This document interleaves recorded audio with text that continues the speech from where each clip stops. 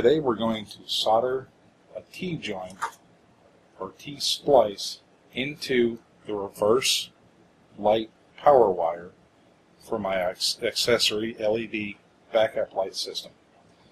Now, this harness that you see here is a harness for the 7-pin trailer wire. If we take a look here, if you look, I don't know if you can see that, but that center wire is the red wire. That's the wire that feeds the power to the reverse light circuit. Now, this is a tow-ready wiring harness. It is specifically for a 2004 Ford F150, and I don't know necessarily if it'll fit other years, so I won't be giving too much information on that. If you're interested in the specific part numbers, just look on the earlier blog entry. I've got them there. Now, what I did in preparation for this, I cleaned the insulation off of the section of the wire close to where the pigtail goes in to the 7-pin plug itself, and that allows me to have probably about an inch of insulation is what I cut back. The way I did it was I took a box cutter knife, one of these. Hopefully you can see that fairly clearly. It's a Stanley 99E. This one's old. They probably have a different model number on it, but this is the old kind where you just goes in, goes out. And I just cut in a circle around each side carefully, not to cut the strands on the inside of the insulation. So I cut them around and then laid my wire down on a hard surface so my fingers weren't near it, and just slit it lengthwise, split it open, walked it off. The intersecting wire, you'll notice, is yellow. That's because of the color code I am assigning to my circuit. Yellow is the wire color that's going to feed the trigger for the relay. I wrapped this according to actually NASA's standards. I took the wire, stripped it back a little over an inch, and then wrapped 5 wraps around the main wire we're intersecting. I've preheated my soldering iron, and we're going to use the soldering iron to preheat the joint area. And let's see if I can do this without interfering with the camera. And you can see I'm just touching the area right next to where I'm not actually touching the tip of the solder to the soldering iron itself. I'm touching the tip of the solder right into the area of the wire right next to the solder.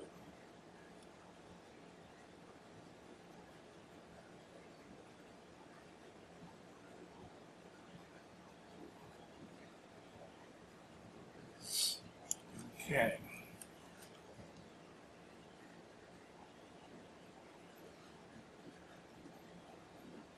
Try and flow this all the way around. I want lots of solder in there. I don't want it to be too much, but I want lots of solder in that joint. So I'm making a complete fusing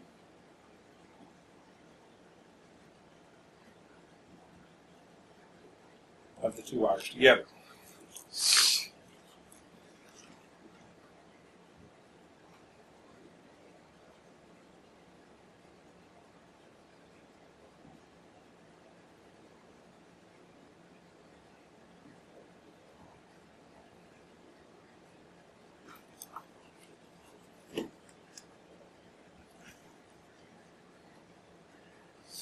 Okay, now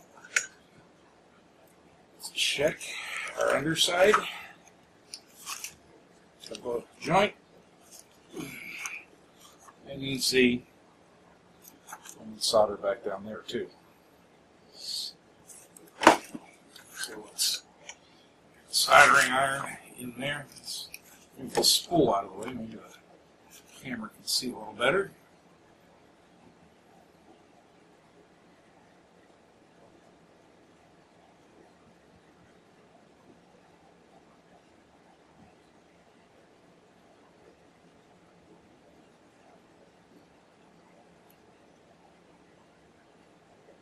Alright.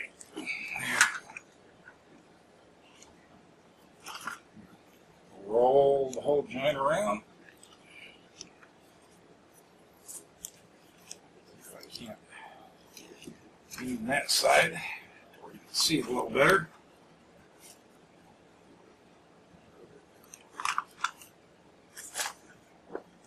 In the view.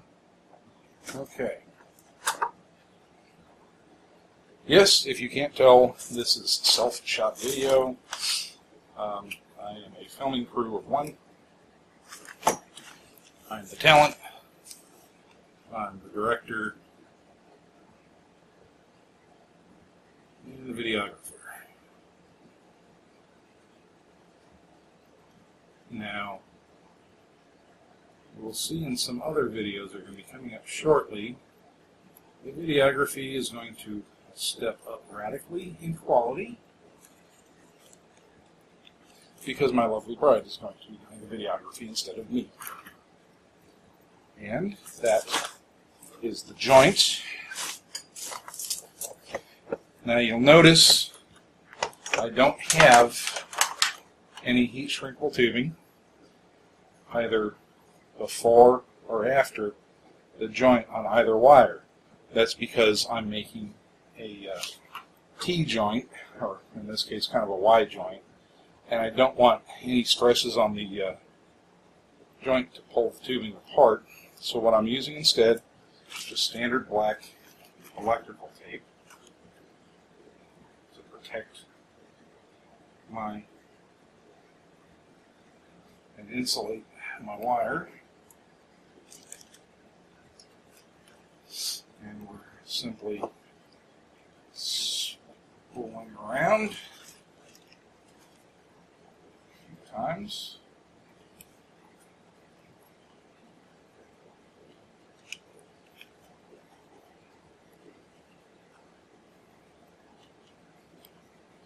And voila!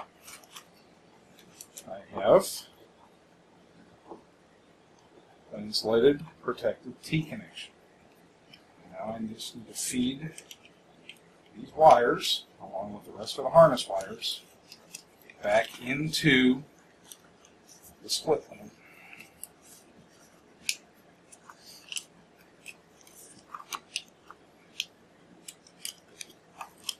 Try to keep that wire close as possible to the surface of the split loom.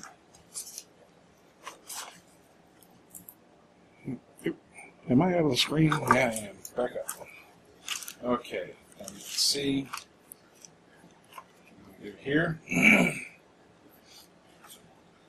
going to take tape on either side of the breakout.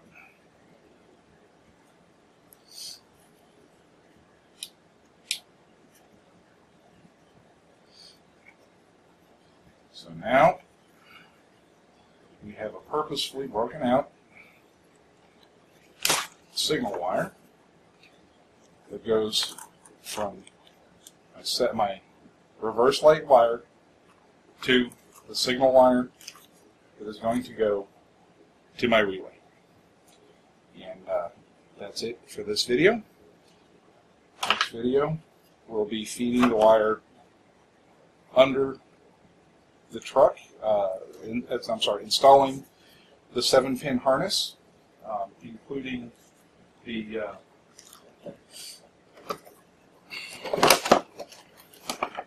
the 7-pin coupler for your trailer, your harness, and your install hardware. And again, this is on a 2004 Ford F150.